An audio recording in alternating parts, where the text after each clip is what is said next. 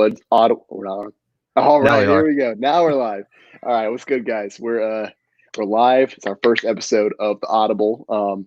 It's not its own separate podcast. It's part of the Bluebloods.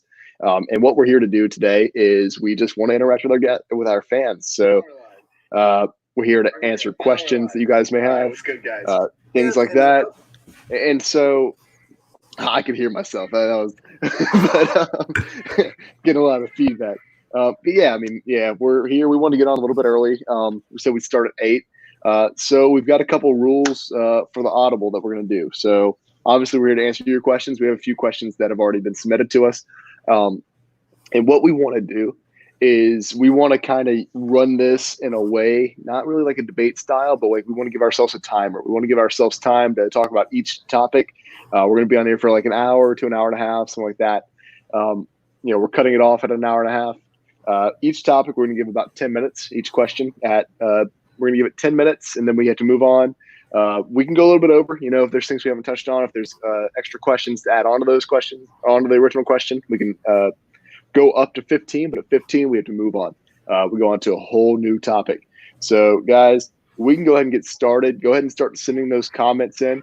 But, Zach, we might as well go ahead and get started. So if you have our first couple questions, go ahead and hit us with it. Yeah. So, on Instagram, we had a few of you guys submit questions. So the first one is, what are some trap games for the Georgia Bulldogs this year? So I think for this question, Brandon, we have to first define what each of us would consider a trap game. Yeah. And I think a lot of people are torn on this. A lot of people would view certain games, I don't know, would exactly count as that. I mean, I think you have to be at least above a 7-point favorite. You have to historically dominate that team. It has to be a team that almost nobody expects you to lose to, right? Yeah, I think so. The 7-point favorite thing is going to be a little bit tricky right now. Yeah, that's true. Since we don't know. But yeah, I mean, we can kind of assume. I mean, it's Georgia, and I mean, looking at the schedule, we can kind of assume. I mean, I don't think they're going to be more than a 7-point favorite against Florida in the Swamp. I mean, we can kind of figure out. What's good, guys? I see the comments coming in. Central College football. Look at that. All right. So, Zach, do you want to go ahead and hit us with some of your choices? So, of course, they have tough games every year. My game, I think, is the game at South Carolina. Yes, South Carolina might not be a trap game. It's a division opponent, but Georgia's historically dominated this team. I think Georgia is more talented. I think they'll be probably a double-digit favorite. They have to travel to South Carolina, go into one of the most unique environments in college football. And so I think Georgia could slip up here. South Carolina's returning a lot of talent. They do lose someone like Javion Kinlaw, but overall they return their quarterback. They return a lot of talent on this team, and you never can count out South Carolina at William Bryce Stadium. Right. Yeah, I can definitely see that as a trap game. Another game that I've really been focusing on, and I don't really know, first live episode of the Audible. Guys, if you just saw it on the screen. So what we're going to do, what I'm going to do now is give you my choice for a trap game. I'm going to differ from Zach a little bit while I do see his point. The reason I'm not going with the South Carolina game is because my definition of a trap game is one where you're kind of focused on other things. And so you're not really focused on that opponent. Maybe you're looking forward. And so that's why, even though in my heart of hearts, I don't think that Georgia loses Missouri here. I think that Missouri could be a trap game, traveling to Columbus.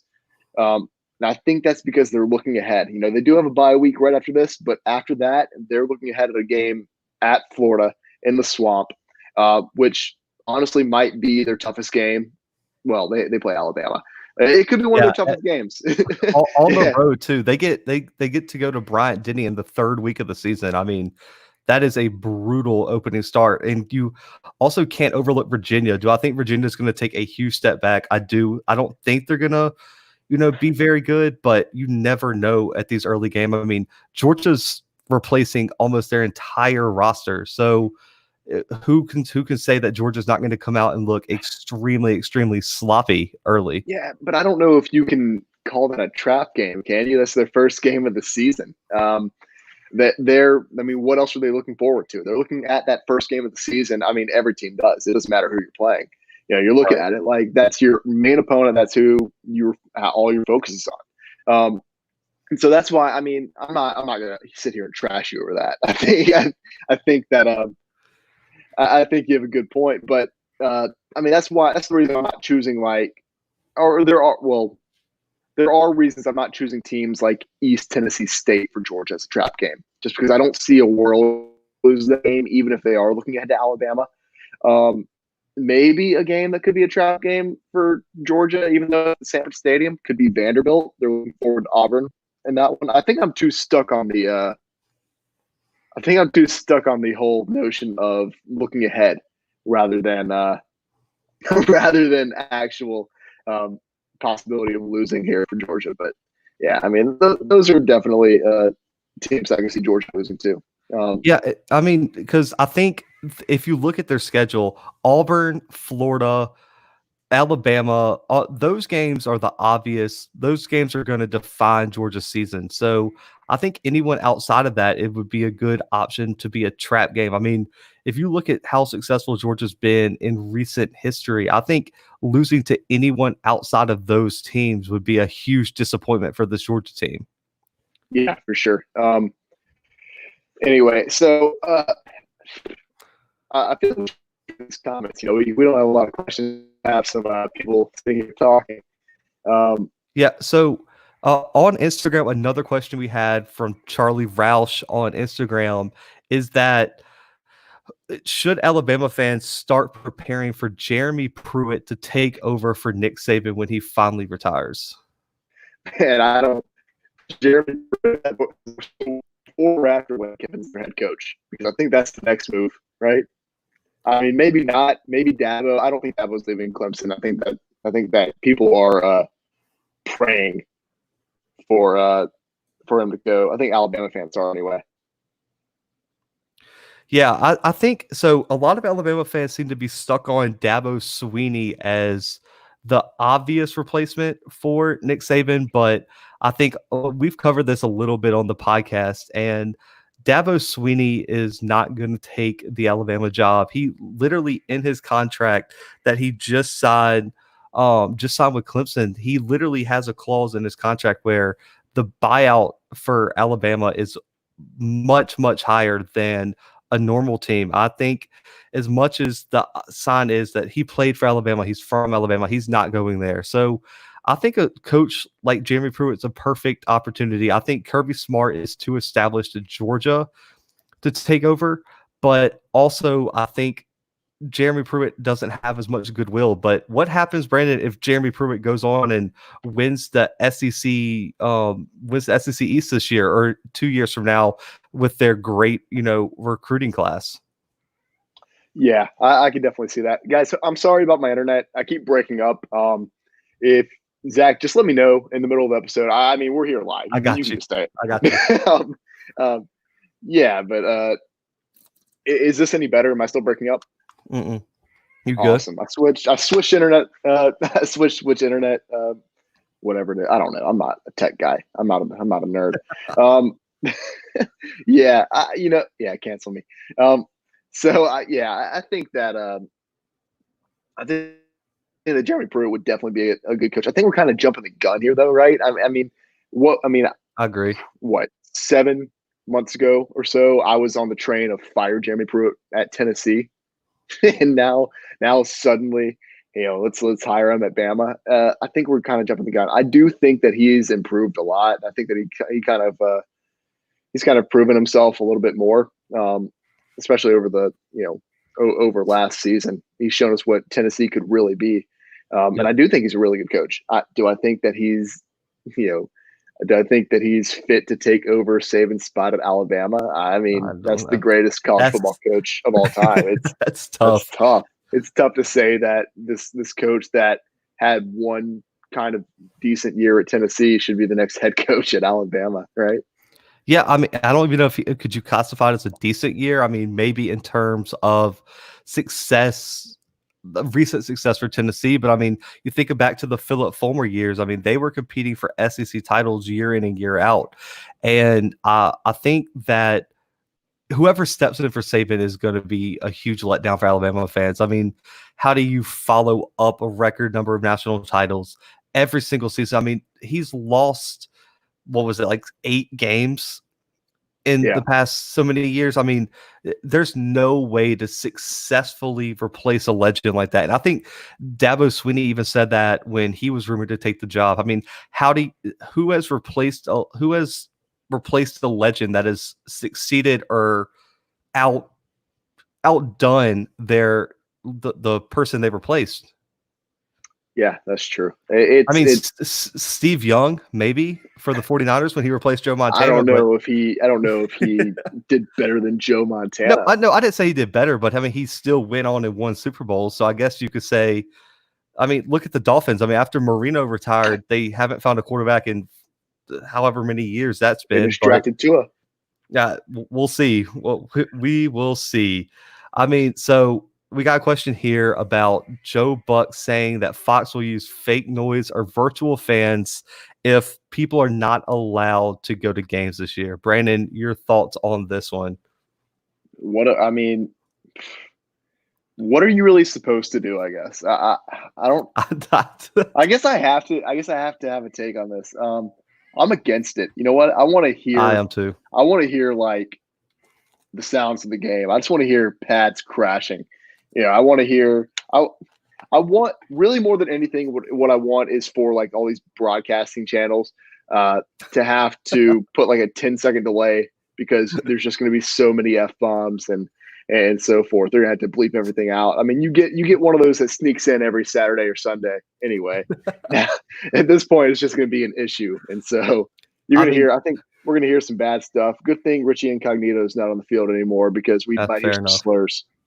I mean, what is better TV than hearing Nick Saban in the fourth quarter against Louisiana Monroe cuss out his punter for making a bad punt? I mean, that would be immediate ratings for whoever aired that game. I mean, who's watching Louisiana Monroe, Alabama in the fourth quarter, and 2, I'm all about that. I mean, go the XFL route, have interviews on the sideline right after plays, everything wrong. like that.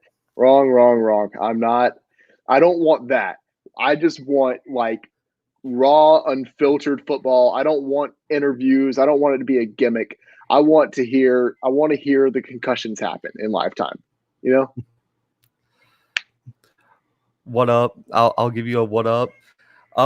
Let's see. He also thinks we're gonna have games with fans. I also agree with this. We talked about this on the draft.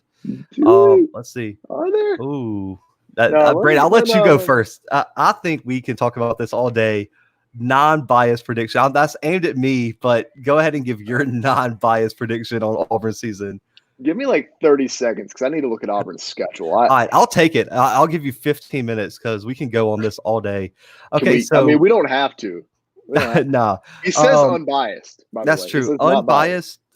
I'm really saying I think worst case is the offensive line falls just absolutely apart.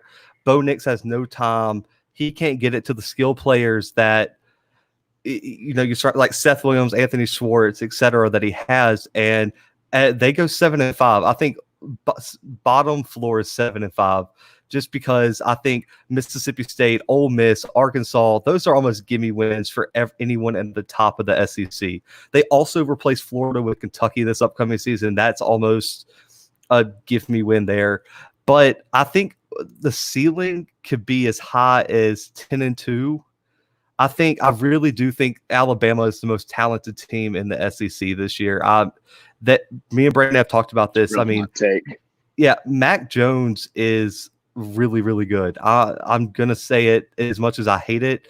Mac Jones is better than people think. They return Najee Harris. They return Alex Leatherwood at offensive tackle. They have, you know, they return their linebacker. They return so much talent, and Nick Saban is going to have this team ready to play. They're going to be pissed off that they missed the playoffs, and I think Alabama's going to be on a mission, and you can never overlook Georgia, and I think A&M is going to be a sneaky game for Auburn as well. I'm not looking forward to that game. I think LSU being the week before Alabama is another big moment for Auburn, but overall, I could say anywhere in between 10-2 and 8-4 is realistic. And if I had to put money, the reason I did that is because I think the realistic answer here is 9-3. Okay, let me ask you this, Zach. How do you feel about the Auburn UNC matchup on September 12th? I think that game's going to come down to a last second play. You are so I do. full of crap. I do. I am terrified. So listen, I'll put this. I'll put this out in the universe. I'm more scared to play UNC the second week of the season than I am Auburn to play LSU this upcoming season. You are ridiculous. No, that's. I am. LSU coming to Jordan Hare makes me so happy. Going to play UNC second week of the season with all new offensive linemen terrifies me. Stupid. And Auburn's replacing their top 3 cornerbacks. How much money do you have on UNC this season? Because they're too much, apparently. Yeah, apparently, yeah. Apparently too much. So what is your prediction for Auburn if I'm taking this too far? You were taking it entirely too far. I thought 9-3 was a fair prediction. I mean, that's fair. I think it is fair, but I have to run through it. I mean, I'll do it live real quick. I'll just do like a lightning round. So Auburn wins. They go 1-0 because they beat Alcorn State. I think they're 2-0 because they beat UNC, and I think they beat UNC soundly. Ole Miss is going to be. I don't think it's a tough game at all. I think Auburn wins that. That's 3-0. They beat Southern Miss 4-0. Kentucky probably beat Kentucky as 5-0. I think they lose to Georgia 5-1. A&M if I'm blanking on his name. Gosh, why do I do this on the live streams? Kellen Mond's right about Texas A&M being the next LSU this season. Then they lose that one, but I think it's gonna be a tough game. I think they win though. I think they either lose that game or they lose the LSU game though. I think that 9-3 is fair. All right, let's move on. I will take the heels in 14 for a Hondo. There we go. All right, go back. Where are we going? Who won the Big 12 this season? Oklahoma State. Oklahoma State's winning the Big 12 this year. You're a big hot take guy, Zach. We get it. We get that you're a hot take guy. No, hang on. Time out. They're returning their leading receiver, leading running back, leading passer. They're returning multiple offensive linemen, almost their entire defense. And you're telling me Oklahoma, who lost almost all their good players from last year, is going to beat them? We don't know how Spencer Rattler's going to do this year. I think he might be pretty good. Matters. I don't think it kind of does. I think anytime that Lincoln Riley's your head coach, it matters. How many yards do you think Chuba Hubbard's putting up on Oklahoma's defense without Kenneth Murray in the middle? How many yards did he put up this past season and they still lost? He was hurt. And he still put up over 100. Whack. Oh, man. So I'm going to go with Oklahoma here. Zach, if you want me to give you a hot take, TCU because of Zach Evans, that's not a real take, by the way. That's just I'm being ridiculous like Zach. Texas is getting the Big 12. Brandon's gonna have a stroke. All right, horns down. That's what I'm doing. So I'm assuming you're going with Oklahoma. Yeah, I'm going with Oklahoma. Why wouldn't I go with Oklahoma? Because they're not going to win it again. I'm telling you. Yeah, and Oklahoma State is okay. They are. How many games? Go on to the Clemson question. I'm not making bets on who the heck. Okay, how many games will Clemson play within 14 points? Oh, that's an interesting question. The only schedule I really know is LSU's, and so I'm about to look up Clemson again. I really don't think a lot, to be completely honest with you. I really don't.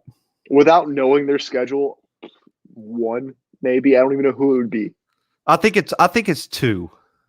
Yeah, I think at Florida State and at Notre Dame are going to be the two games within 14. At Florida State? I think Florida State what makes you think 14. What makes you think that Florida State's going to bounce back that? No, I didn't say they're going to beat Clemson. I think they can keep it manageable in the first half, and some late touchdowns will get them within 14. And I think Notre Dame is not going to get beat to death by Clemson. They'll lose, but I think it's two if I had to go with it. I'd say Notre Dame for sure. Let's see who else. They don't really They play don't. anybody else, and They so don't play anybody else who was even going. I mean, and really and truly, I think it might be the same answer if you jump that up to 21. it possibly could be. Yeah, go down the Brian Kelly comment. Yeah, He no can't. one's no one said Brian Kelly was beating anybody. They just No, I don't. won't get beat by 14 or more. No, I could see 2 That's, touchdowns. I don't think it's more. At 0. yeah. I mean, I could see it. I'm not saying. Look, I know I just kind of blew that off. I could see them not losing any or not winning any games by less than 14. That's definitely a possibility. It's Clemson. They're incredible. Yeah. Clemson will probably smack them. Bama in 2012. Michigan. Yeah. I I mean, mean, I think it's the difference is that it's at home, right? And it's late in the season, so Ian Book will be in his rhythm. That the younger players on that team will have some momentum. And I just remember that you're super high on Ian Book as well. Hold on. Okay, I don't think he'll be a Heisman Trophy contender like I did last year, but I think he's a Brandon. How is he not a top 10 quarterback in college football? I feel like we could probably list them. Okay, I don't know. I name mean, I don't. No, name the. I'm not gonna. No, this isn't a quiz for me, Zach. This isn't a quiz. That's true. Hang on. That's an interesting comparison right there. Why Kenny Pickett though? Why do we have to? Ian Book equals Kenny Pickett with better skill players. That's a very look, and I know who made the comment, and I know why he chose Kenny Pickett, but do the people know Kenny Pickett? No. That's okay. We playoff predictions this early. We already did this. I can't remember mine though. I'm not saying this like, hey, don't ask this question because we already did it. I'm saying this because I'm going to definitely change mine. This is tough because okay, so if I had to put money on it right this second, I'm taking Clemson at 1. I think Clemson will be the number 1 seed just because there's nobody in the ACC that's going to beat them. They're going to be undefeated and they're going to beat a lot of people by a lot of points. I think number 2 is going to be Alabama. I think Alabama will most likely be undefeated. Real hot take. 3, I have Oregon. I think Oregon's going to sneak in as the Pac-12 champions. And 4, I have Florida right now. I think Florida will be the second SEC team to sneak in. It is disgusting. Okay, so the first 2 were just chalk, and then you just went off the rails. How did I go off the rails? Oregon's easily a top 10, top 5 team right now.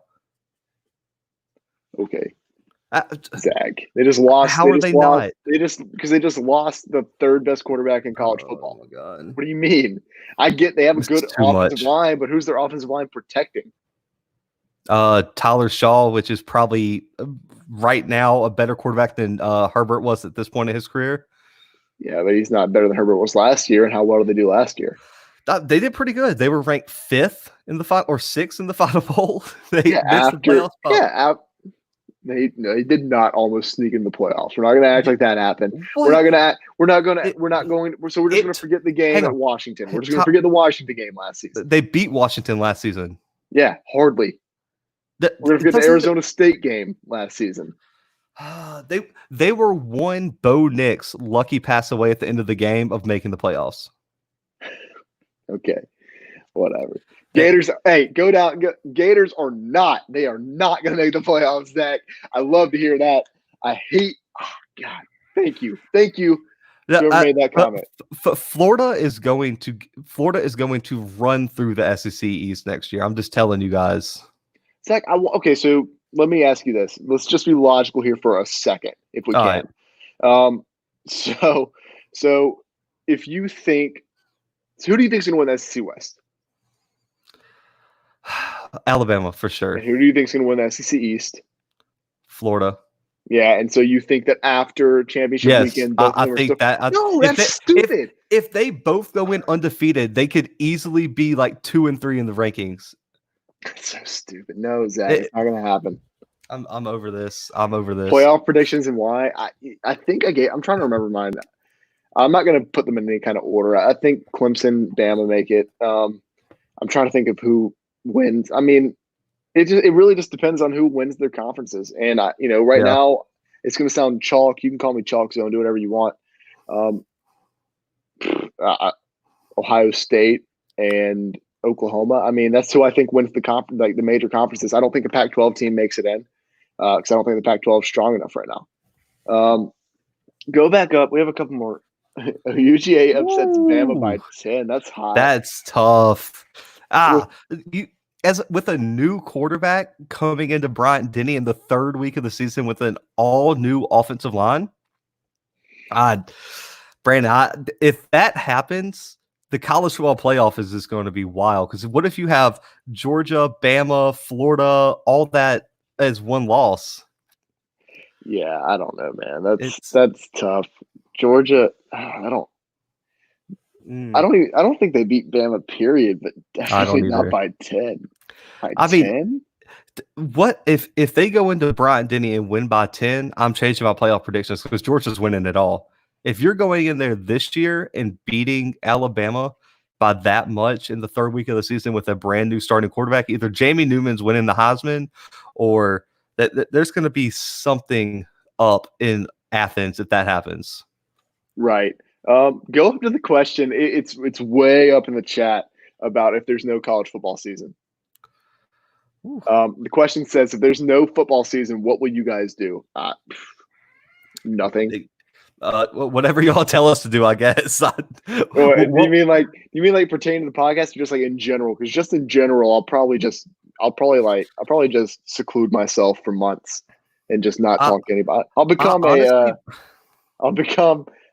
a loner. I'll just kind of sit in my cube all day and cry. That's what I'll do. Yeah, exactly. I mean, pretty much if there's no college football, the podcast, we're not completely sure. We'll find a way to bring you guys, some type of content. We might move to a tennis podcast. I don't know. We'll watch old college football games. We'll be an esports podcast. We'll just start playing NCAA 14 and we'll talk about that. That sounds good. No, we'll let y'all pick a random year and we'll just like watch old games and just like recover like the 1982 season or something. But give us a season that Zach and I haven't watched, like something before we were born. Like the 40, like the 1940 season. Yeah. I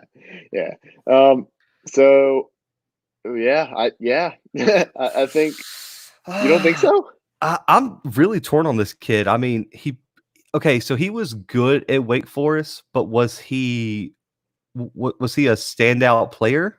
I don't think so. I think there's a reason he's at Georgia right now. I don't think so. Typically, when Martell went from shut up. Typically, when there's a player that enters the transfer portal, what happens, Zach?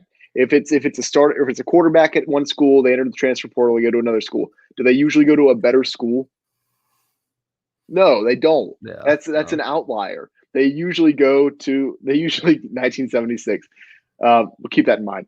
But they usually go to like a lower program. I mean, what happened to Blake? Forgot his name. The quarterback at Alabama who went to Barnett. Blake Barnett. He went from Alabama to Arizona State to South Florida and stunk at every single stop along the way. I absolutely agree. Go down to the last. Yeah, he had no help at Wake. It's Wake Forest. I'll give you that. So there's a reason he's at Georgia. You really think that Georgia's going out and scouting and giving scholarships to players they don't think can play? No, I mean, I think he's going to be good. Don't get me wrong, but I think you would much rather have Justin Fields. Yeah, I think if you had the choice, you'd rather have Justin Fields, but that's not. I mean, Justin Fields. You talked about. You talked about Oregon's quarterback being a top 10 quarterback in the country. Yeah. Justin Fields is a top 2 quarterback in the country right now. Yeah, you're not going to get much better than that. The reason I'm skeptical. Let me run something by you. Where does he rank in terms of SEC quarterbacks? We don't know. I mean, we haven't seen him compete in SEC. Just off the top of your head, if you had to rank your quarterbacks right now, where would he rank? He's toward the top. I think Kyle Trask is up there really high right now. I think that he's up there pretty high. I think Mac Jones is somewhat high. I think that John Rice Plumlee's like right in the middle somewhere. Yeah. But yeah, I see what you're saying. I mean, but he could. I mean, we don't know. We don't know the exact. I mean, we don't know how he's played in the SEC. We saw him from last. Okay. I'll give this comment He, thing. Everybody is to step up for Fromm. I think Fromm was so overrated as a quarterback, man. I mean, I really think if I'm Georgia, I wish we would have kept Eason over Fromm. yeah, maybe that's kind of hot. I think after seeing last season, after last season. I mean, that's easy to say, but his freshman year when they made it to the national championship, I mean, were you going to say you don't want Jake Fromm on your team then? I do think that he's a step up from Jake Fromm. I'm not arguing that. Yeah. No, he's definitely a step up from Jake Fromm. I mean, third best in the SEC though. I'm putting Mac Jones, Kyle Trask, Bo Nix, John Rice Plumlee. There. Don't put Bo Nix up there. Bo Nix was better than Jamie Newman. Get out of here. Okay, Zach. And I'm putting. Listen. I thought we weren't going to be. I haven't said a word about Miles Brennan. Not one word. There's a reason. No, but Miles Brennan is better than him. I'll give you that. And so is Kellen Mond. Jamie Newman reminds me of Kellen Mond, just with more talent around him now at Georgia. I don't know, man. I don't know about that. Okay, we'll move on from that question. Who wins the conference? A team of Zach's coached by Brandon, or a team of Brandon's coached by Zach? Let me answer this. Team of Brandon's coached by Zach. Zach's the brains. That's true. I'm just out on the field, just doing whatever I'm told. Yep, exactly. Well, Brandon's got all the athletic ability. I'll coach. I'll scheme it up. Brandon was the best long snapper in the state of Alabama. So, yes, sir. I'm gonna go with a team of Brandon's coached by Zach. I pride myself on my scheming. Check out my Madden league. I'm tired of the Bo Nix disrespect on this podcast. Why? You think he's a good quarterback? He put up better stats than Joe Burrow did in his junior year, and he's just getting thrown around like this. Get out of here. Where does Bo Nix rank for you, Brandon, in terms of SEC quarterbacks? How many teams are in the SEC? 14? 14. I don't know, like 8.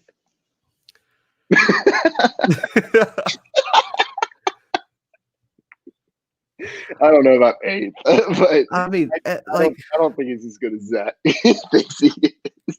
I mean, no, I don't think he's the best. I would put him probably 5th, but I'd put him above a guy from Wake Forest who put up mediocre stats. Oh man, okay, Zach. No talent. Bo Nix has Auburn wide receivers. Bo Nix had probably the second worst offensive line in the SEC last year.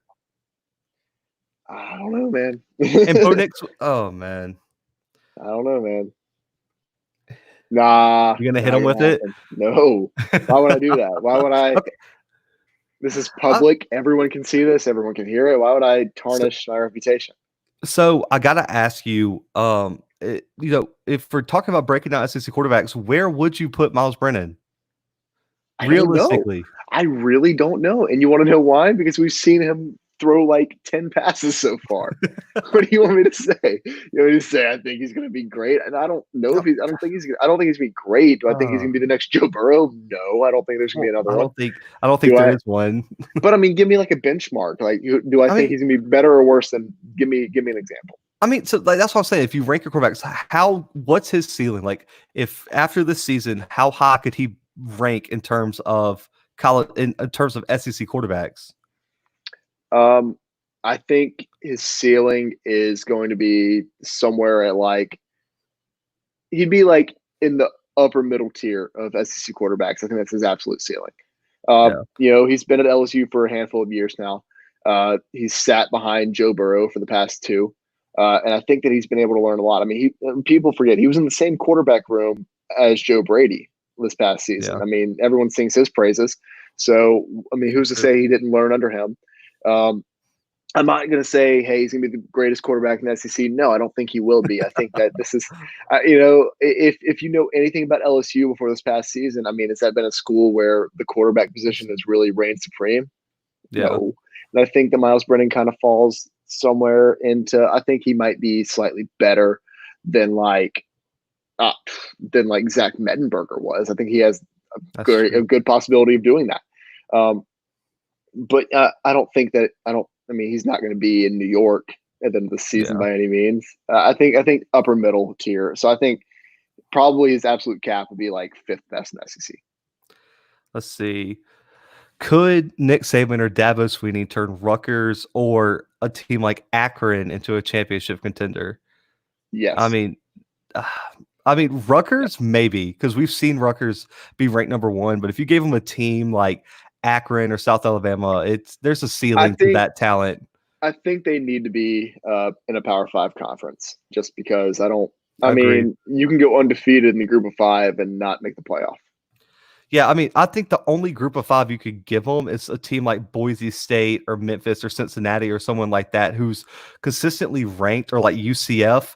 They would kill it with that team. But if you give them a team like Akron, I don't care if Akron goes 12-0 for 10 straight years. Akron's not getting into the playoffs.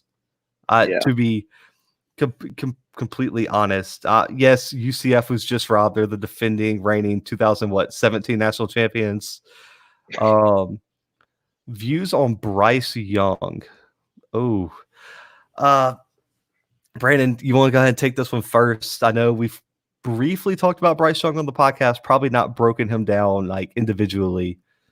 Yeah, I like Bryce Young. I think Bryce Young is probably.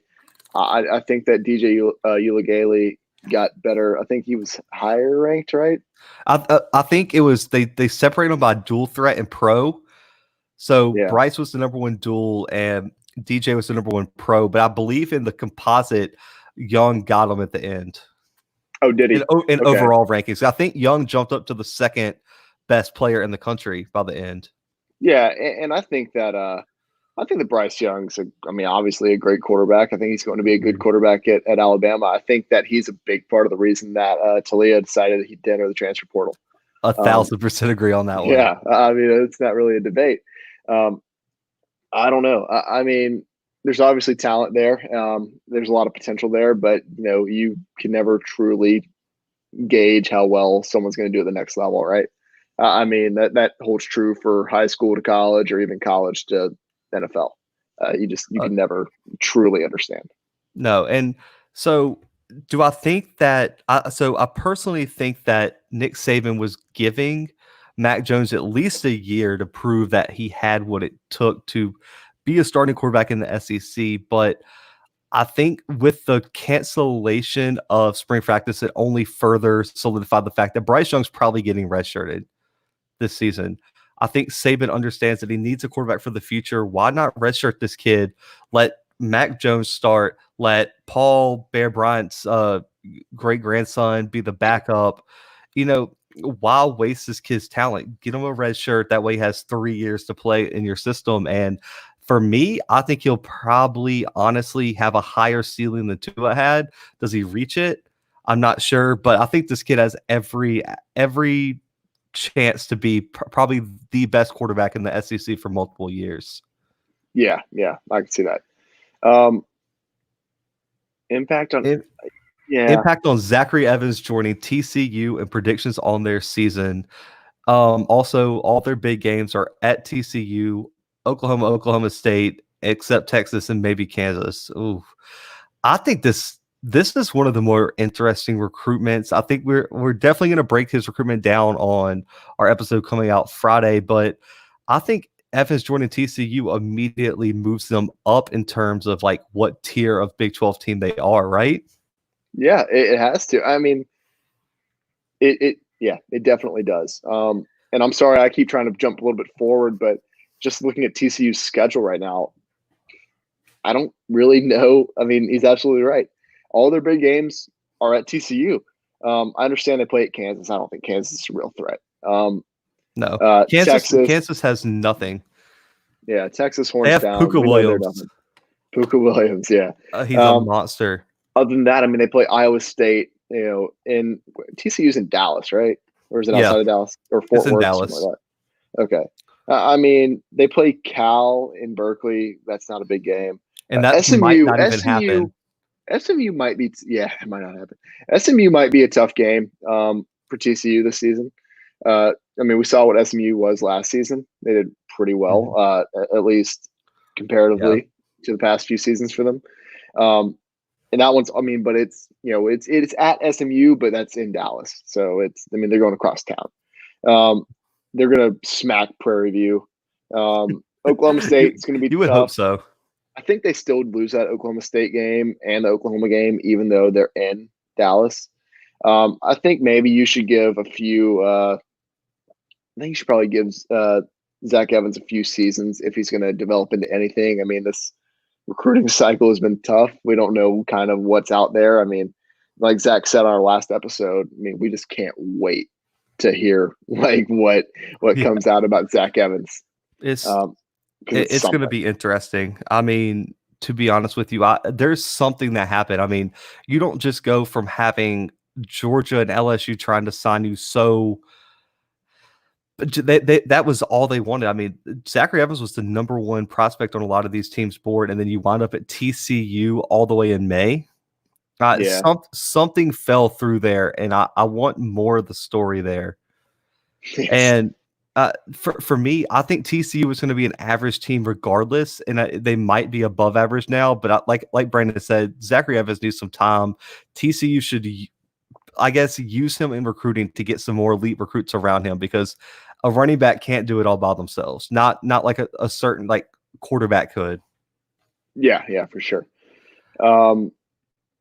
So if there's no season, will UCF claim this national championship? Yeah, probably. I hope so. I mean, I think we can all hope. What was it? What was it? The Dodge Charger that crowned them national champs riding around South Florida. Yeah, absolutely.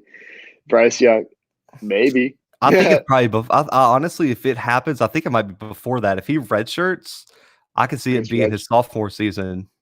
Like his redshirt sophomore season, or just second year, his redshirt freshman season. Yeah, I mean, I can see it being either. I mean, if you give Nick Saban an extra year to work with this kid. I mean, we talked about ceilings earlier. We talked about Miles Brennan, his ceiling. Yeah, you know what the ceiling for Bryce Young is? The ceiling for Bryce Young is he could definitely. I mean, he could be. I don't even know who to compare him to. He could be like the next what? Russell Wilson, maybe. That's what I'm saying. That's his ceiling. I mean, I'm not saying that's going to happen, but he could be. And so, I mean, I could even, like Zach said, I could see his redshirt freshman season. If that's when he starts, I could see him being in New York. And if he played this year, and you surround him with Waddle and Devontae Smith and these wide receivers, he could make a run at it if everything went right this year. And I think earlier one of the people in here said that Georgia beats them by 10 in Bryant-Denny. If that happens, Nick Saban might pull the plug on Mac Jones. Right, if they lose at home and start out 2-1, and so you never could know. Oh, I like this question. I do too. I was just about to say. Could Micah Parsons win the Heisman, especially if he returns kicks like he's been hinted at? Can I go ahead and say this one thing? If anybody from Penn State is listening, please don't get this dude hurt on the kickoff team. If Micah Parsons goes back there and tears his ACL or gets just knocked out and is out with a concussion, I'm going to be so pissed, because yes, he can return kicks. He has the speed, athleticism. Why would you do this? Please don't be stupid enough to put that dude back there. No, man, that's. But to answer your question in short, yes. I agree. I think he could absolutely win the Heisman. I think that's the only way he does. I could see him being like a candidate, like a Heisman candidate without returning kicks, but I don't think there's any way he wins it unless he can return kicks, which I don't think is a good idea. Yeah, and it's not a good idea. And so, do I think he could win the Heisman? I really don't. He would have to have like Devin Hester-like stats to really be considered. Yeah, and I don't think he's Devin Hester returning kicks. I mean, no. Devin Hester was that. I mean, it took so much for just Charles Woodson to do it. I mean, I think it would be almost impossible, but I haven't seen Micah Parsons return a kick. I might be wrong, but I don't think he's dynamic enough to really make a run at the Heisman, especially in a year where you have Trevor Lawrence and Justin Fields coming into their third season. I mean, those two are going to be really, really hard to beat for Heisman. Right. Oh man, Who was the quarterback you thought was a great / a surefire NFL star who ended up being bad? The share underscore man picked Brady Quinn. I like that pick. Brady Quinn is a really good pick. Oh, it's tough, man. There's a lot. You want to know my recent one, and I'm not proud of it. Josh Rosen. I thought he was gonna be really good. I was about to say the same thing. I thought he was the number one quarterback in that draft class. I really did. He was going to be really, really good, and he has turned out to be. He can't even start over Ryan Fitzpatrick for the Dolphins. You know what's crazy is I still think he might be the most talented quarterback in that draft class. Mm-hmm. I don't think that he has like that drive. I don't think he has the drive. I don't think he wants. I mean, he knows that he's on an NFL roster. Who knows for how much longer? I mean, the Dolphins traded for him. Yeah, the Dolphins traded for him this past season. I don't know, man. They ended up drafting another quarterback. They still have Ryan Fitzpatrick. Josh Rosen's my pick. That's just a recent one I can think of. I'm trying to sit here and think. Yeah. So if it's not Josh Rosen, I think another good one. Okay, so like he was good for he wasn't bad forever. He went to 2 AFC championships. I'm going to go with Mark Sanchez. Yeah. Mark Sanchez had really, really high hopes. People forget he took the Jets to the AFC championship. And just after that, he had the butt fumble and everything just kind of fell apart for the guy. And I really thought he had enough talent to really have a long, sustaining NFL career. But in the end, he didn't have the longevity of some of the greats, and that was disappointing for me. Yeah, I'll give you a 2-for-1 special. I thought Matt Leinart and Vince Young were going to be very good in the NFL, and neither one of them were. That's kind of like a throwback. I mean, that was like, what, 15 years ago now? Yeah, that was a minute ago. Yeah. Oh, we love this question. A Cinderella story team. So Blake Hathaway asks, what team could have a Cinderella story this year? Brandon, is it LSU again? No. Wisconsin. That's my generic. That's my generic answer. Get out of here. I think it's Wisconsin. That's terrible. Apparently we have a Pitt answer here. I don't think Pitt's going to have a Cinderella season this year. Okay, so I've said it before. Brandon's going to headbutt the camera. I'll go with Oklahoma State. I really do think Oklahoma State has that potential. They return all this talent on their team. They play in a weaker conference, and they have the best running back in the country. They have arguably the best wide receiver in the country. Can the defense come together? Questionable, but Oklahoma State can. So Cinderella story. If Oklahoma State makes the playoffs, that's a Cinderella story, right? Yeah, I'd say so. I don't know if they'll win the national championship because I think Clemson pretty much has that locked up this year. But Oklahoma State is going to make a run, and by week 11, 12, I'm going to look way smarter than I probably sound right now. It's not UNC. Yeah. Well, that's shocking because I honestly thought that's what you were going to say. No. So you said I was going to headbutt the camera. I was like, yeah, that's UNC. I'm actually going to do it. And part of me wants to say Oregon, but I don't think that's a Cinderella story. I think Oregon's predicted to win already. Yeah, the Pac-12, but they're going to lose 2 games along the way like they do every season. Okay. So do you agree that Jamarcus Russell, that they got the spelling right? Do you believe that Jamarcus Russell is the biggest draft bust in NFL history? Yeah. Ryan Leaf. Ryan Leaf and Jamarcus Russell are the only 2 acceptable answers here. If you guys have followed the podcast, we even shouted it out. I made a guest appearance on another podcast where we talked about this, and I had Jamarcus Russell. The other person had Marcus Mariota, which outrageous take there that Mariota's the biggest bust in NFL history. But yeah, Jamarcus Russell has to be my pick. I mean, Brandon, as an LSU fan, knows, Jamarcus Russell coming out, everyone thought that he was the next big thing. He was big, don't get me wrong. But he got a little too big there with like the 330 pounds he weighed toward the end of his career. It's tough, man. It's tough. It's tough luck. It's real tough luck. Brandon, he threw the ball. I think it was like 85 yards off his knees It was like at a camp. 70. Yeah, something like that. Dude, that's still outrageous. I don't know if I could throw a ball 70 yards, like put all my body weight into it. He was like hitting goalposts. It was ridiculous. Well, for me, like a bust, if you're sending your quarterback home with blank film and then quizzing him on the blank film and he's lying about what was on the film because he didn't watch it to see that it was blank, that might be the most embarrassing story I've ever heard in my life about a quarterback drafted first. It's the Raiders organization. I mean, I know that no one thought he was going to be a bust, obviously, and he's the first overall pick. But this is the same franchise that drafted Henry Ruggs with their first pick. Yeah, they picked him out of any wide receiver on the board. They picked Henry Ruggs. It's just this seems like a common theme. I made it was a joke when I said that I thought they were going to pick Henry Ruggs, and it just ended up happening because that's just who they are. They're a joke. Yeah, that was a pretty sick brag, Zach. Just dropping the little, hey, I was on a different podcast real quick. Yeah, go check them out. It's called the Worst Take Podcast. They're dope. It was fun. It was a dope podcast. But Zach's cheating on me. Yeah, I mean, apparently I gotta leave the Bluebloods, I guess. Nah.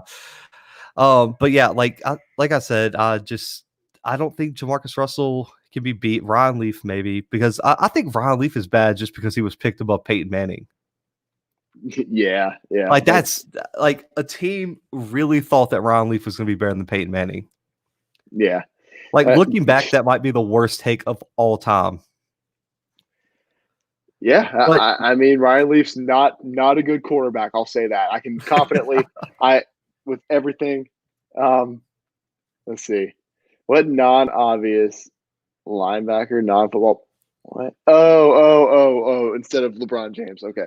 What non-obvious non-football player would be the best college football player, and what position would they play? Oh man.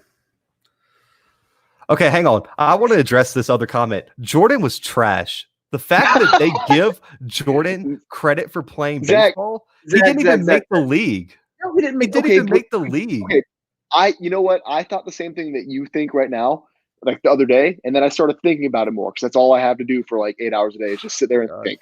And so Jordan hadn't played baseball since he was like a freshman or sophomore in high school before that. Then he took, pull up the over 200 in the minors. That is hard. The fact that shut up. The fact that he wasn't out there striking out 3 times a game is impressive in and of itself. He's still playing against other professional baseball players.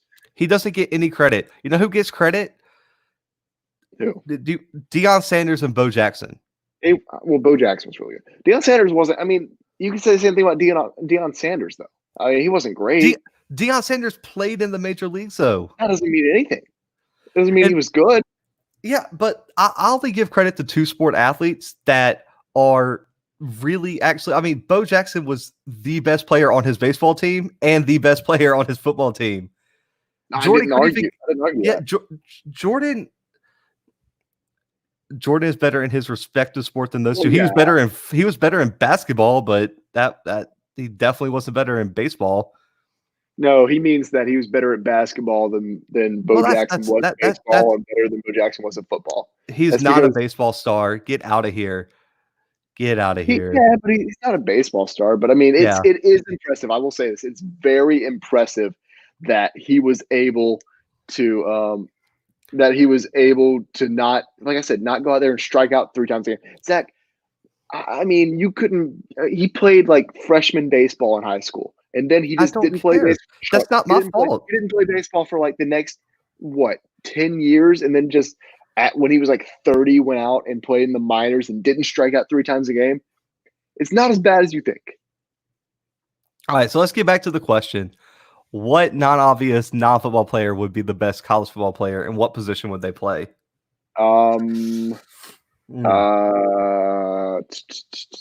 This is tough. This is really tough because this is like these are the type of things I think about all day. And for some reason, Aaron Judge. I think Aaron Judge would be one heck of a tight end. I don't know. Be kind of cool. Okay. I'm going to have a very unconventional one. All right. Can I take a player in his prime and not like in his trash days? I'm I taking guess. Shaquille O'Neal at defensive end in his prime. Like, Okay. give me 1999 to 2003 Shaq in any sport, and it's a wrap. Yeah. It's a wrap. I mean, can you imagine Shaquille O'Neal coming around the end? I'd be scared. I'd be Like, very is scared. there an offensive lineman in history that could have stopped Shaq in his prime at anything? No, absolutely not. Dude, David Robinson is one of the best, basketball best big man in the NBA history, and Shaq treated him like a 4-year-old that was reaching for cookies when he wasn't supposed to. Oh man. It, Yeah. So That's I like that question a lot though, but I'm doing Shaq. I'm gonna go with Shaq. I'm gonna stick with it. Not toward the end of his career. Shaq at the end of his career was more like the fridge. oh my gosh. Do Hey, you remember he has Shaq hey, spit with he the has Celtics? yeah. But hey, people forget that the fridge had more Super Bowl touchdowns than Walter Payton. That's a That's fun true. stat. That's It's true. a fun stat That for is a fun stat. You all the know who boys else and I would girls at like home. in football? I would Yeah. also like Kevin Garnett Would you what? at defensive line. Okay. I It's mean, crazy. with just his mindset and that reach, Curry at shortstop. I like that too. I really Why? do. Why? That would be hilarious. I want oh, you know what I would do? I would go like Lionel Messi at kicker. That's a pretty good pick, right? That's such an easy one though. Or, Okay, if yeah. you had to pick one non-football quarterback, if you had a team, Non-football quarterback. you had to pick a quarterback that wasn't already playing football, who would it be from another sport? Oh, that's tough. That's a real tough one, right? Yeah, I wish Kyler Murray would have gone to the A's because this would make Right. things a lot easier. That Based on looks, yeah, that's fair. that's fair enough. Yeah, That's- Mike Stanton. I'm not gonna respect him enough to call him the G word. I mean, Um, also, I mean, it'd be so tough. I mean, can you imagine Giannis Antetokounmpo playing football? Like I wide mean, receiver? it'd be awesome. But I mean, quarterback though. What I mean, who are you thinking? I don't know. Like I want to pick It would a have to be a pitcher. baseball player, right? Yeah, Not I would have to pick pitcher. a. Why would you go a pitcher? They have the accuracy and the arm strength. Oh, That because you're throwing a football 90 miles an hour, Zach. you never know, man. Off the Brett knees. Favre is. 75 Yeah, there you go, Brett Favre. Honestly, that would be so tough. Really truly, I was not even prepared for my own question. I go with Christian Yelich. I think Christian Yelich would be a great quarterback. I don't know why. I just think he would be. Maybe. I don't Why know. maybe? Oh, I like that. Rajon Rondo. Rondo. That would be a pick. Smart. I mean, Very smart. what that one game he had, what was it, 2 points and like 22 assists?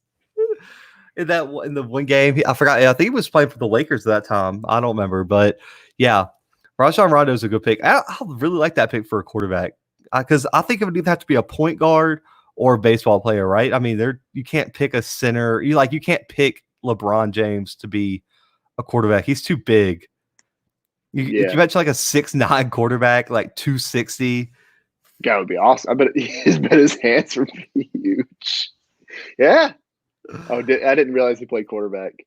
I also did not. Oh, that's such a tough question because I mean, if you think of what skills a quarterback needs, they need some type of mobility, not a lot. I mean, Aaron Rodgers and Tom Brady are like quick but not fast. They would need big hands, as Joe Burrow is going to find out very soon.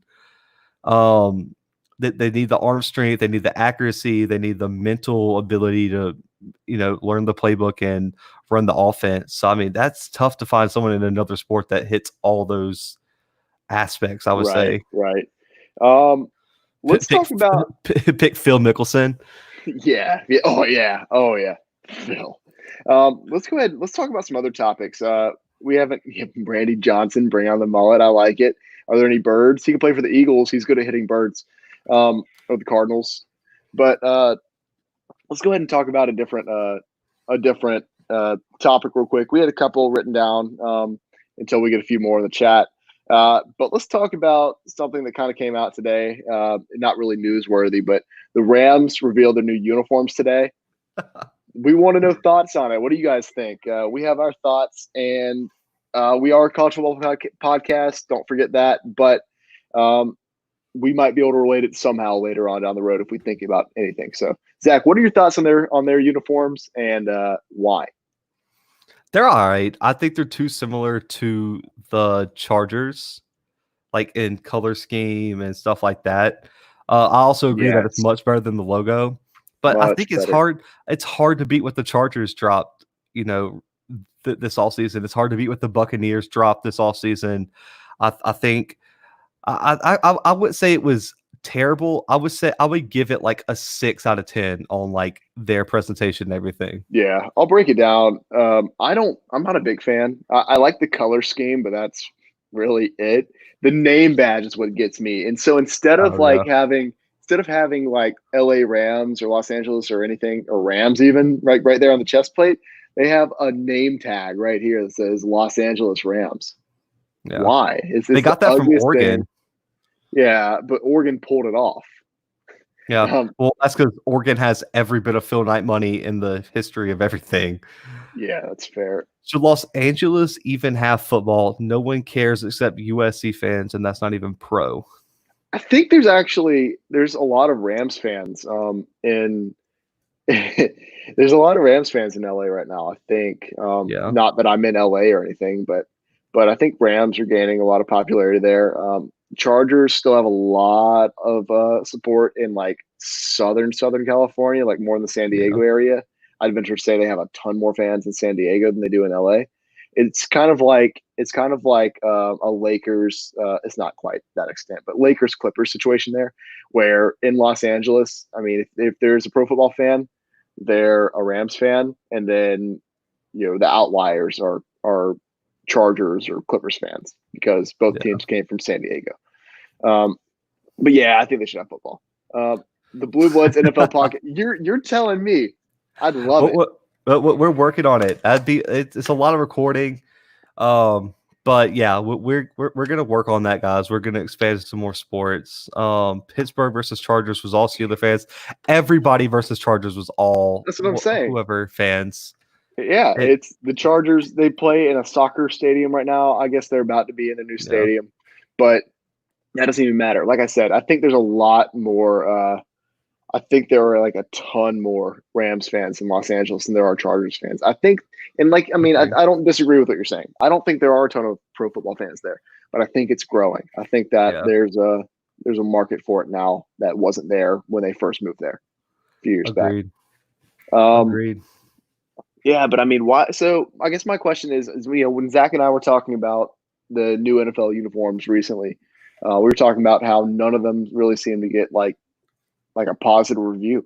The only ones in recent memory, or at least from this season, that have been revealed so far, that've gotten good reviews have been obviously the Chargers. I didn't see a negative review on those. Those are beautiful uniforms. Yeah. And the Bucks uniforms, which basically all they did was revert back to their uniforms from the 2000s.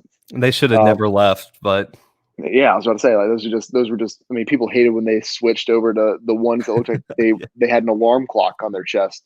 it's So, terrible, bro. so why is it that the NFL can't pull off new uniforms or like uniform changes? Like none of it ever looks good, but college teams can do it week in and week out, and it typically looks good. I mean, Oregon can bring a new uniform every single weekend, and people love it. I think it's the type of people who like I think it's the critics and like the age group of who's reviewing it. I mean, and also like going off of Twitter is a terrible idea, man. People are like so negative. They're like looking for any reason to bring people down. They're just like, oh, you got a breast cancer awareness jersey? Hate it. Too pink. It's like they will find any little thing to like beat up about it. I don't think all the uniform changes were terrible, as people say. I think the Falcons probably was one of the worst. But outside of that, I mean, I think overall they were all good. I mean, college football is different though. You have so many teams that have tradition, or I think it's weird to like include Oregon in this because that's their. That's like their personality. That's like what they pride themselves on. Like people are expecting a new uniform each week, And so let's talk about someone else then. I mean, for instance, Vanderbilt's uniforms have changed over the past couple of years, and you yeah, love them. You love Vandy's new uniforms.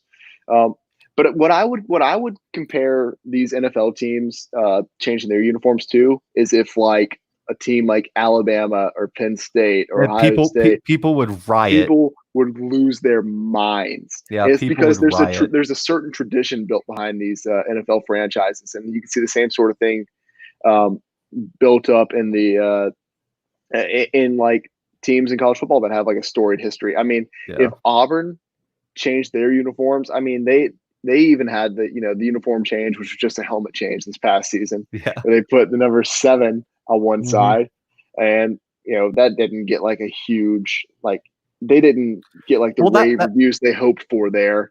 I know what it was for. I know what it was for. A lot of people weren't mad about it though, just because of what it was for. But if they did that on purpose, man, some people would probably just imagine lose it. If Auburn decided one day, you know what, no more AU on the side of the helmet. You know what we're doing? We're putting numbers. People would lose their minds. Well, that's because it's the same thing as Alabama does. Why would you copy? They lose their minds. Yes, yes. I would be one of those who lost their mind. I would lose it. You can literally change it anything. You know, people lost their minds when Auburn just changed their logo in general this past year. Like and when they ended up not doing it because they changed it back. Yeah, they never actually did it because people got so mad about it. They pretty much said it was just like an experiment. They literally did nothing to the logo. Yeah, they extended the U a little bit. Yeah, and that was it. And people lost their minds. Yeah, people were like threatening not to donate money. Oh my gosh.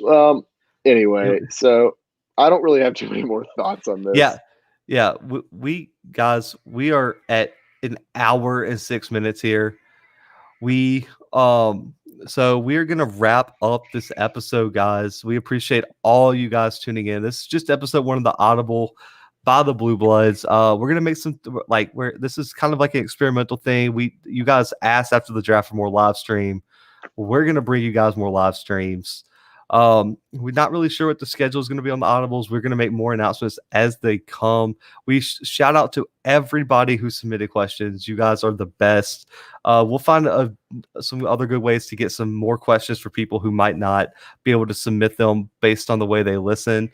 But guys, we appreciate it. Twitter at the __ Bluebloods, Facebook at the Bluebloods pod, Instagram at the _ Bluebloods. Find us on YouTube. A few of you guys watched on YouTube, the Bluebloods CFB podcast. Search us up there. We're available everywhere, guys. But me and Brandon will be getting back to y'all very soon. Episode coming Friday at you guys. We'll have a lot more debate style, college football topics. But for right now, guys, we are out.